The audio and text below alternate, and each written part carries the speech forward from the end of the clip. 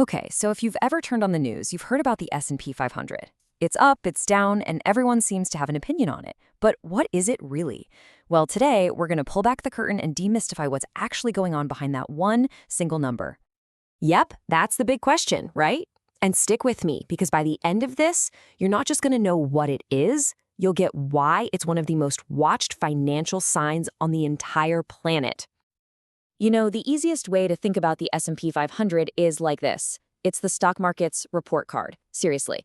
It's one number that gives you a super quick snapshot of how the biggest companies in the US economy are doing. So what is it, technically? Well, at its core, the S&P 500 is just a list, or an index, of 500 of the biggest, most important companies in America. But here's the key phrase, the part you really got to remember. Weighted by their market capitalization. We're going to circle back to exactly what that means in just a minute.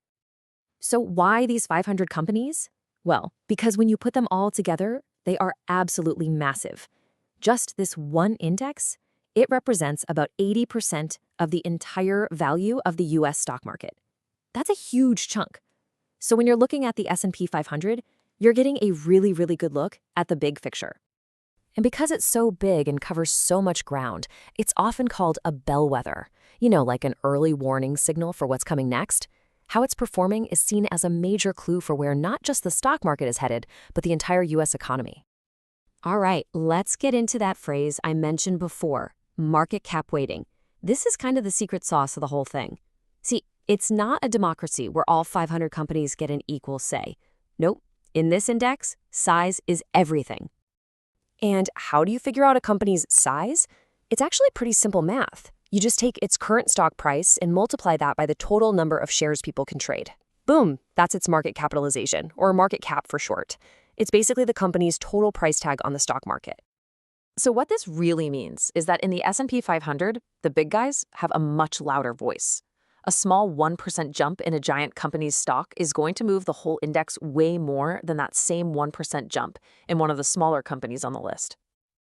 To really put this into perspective, just look at a giant like Apple. Because its market cap is so enormous, its ups and downs can be responsible for almost 6% of the entire S&P 500's movement.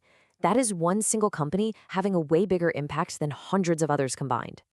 Of course, the S&P 500 isn't the only game in town. I'm sure you've heard of the others, right? The Dow Jones, the Nasdaq. So how does the S&P stack up against them? Let's do a real quick comparison. So first up, you've got the Dow Jones. The big difference? The Dow only tracks 30 companies. 30. So it's a much, much narrower picture than the S&P's 500. Plus, it's price-weighted, which means companies with a higher stock price have more sway. Even if the company itself isn't as big, it's a totally different way of measuring things. Then you've got the Nasdaq. Now, that one has way more companies, over 2,500. But it's super heavy on technology and high-growth companies. The S&P 500, on the other hand, is actually picked by a committee to give you a more balanced look at the whole U.S. market across all the different industries. Now look, the S&P 500 is a fantastic tool, but it's not perfect. Nothing is, right? And to really get it, you've got to know both the good and the bad. First, let's talk about the good stuff, because there's a lot of it. It gives you that wide, sweeping view of the most important U.S. companies. And that's exactly why it's still considered the gold standard for tracking how the American economy is doing. But, and this is a big but, its biggest strength is also its biggest weakness. That whole market cap weighting thing, well, if one of those giant companies at the top gets overvalued, its stock price shoots way up, its huge weight can drag the entire index up with it. And that can give you a kind of warped view of what's really happening in the broader market. And that exact problem, that's the whole reason you're starting to hear more about so-called equal-weighted indexes. In one of those, a giant like Apple has the exact same influence as the 500th company on the list. It's just a more democratic way of looking at things. So after all that, you might be sitting there thinking, okay, this sounds like a pretty solid way to track the market. How can I actually, invest in it? Well, let's tackle that final piece of the puzzle. Here's the most important thing to get. You can't actually buy the S&P 500. It's just a list, a concept. Instead, what you do is invest in a special type of fund, like a mutual fund or an ETF, that's built to do one thing, copy the index.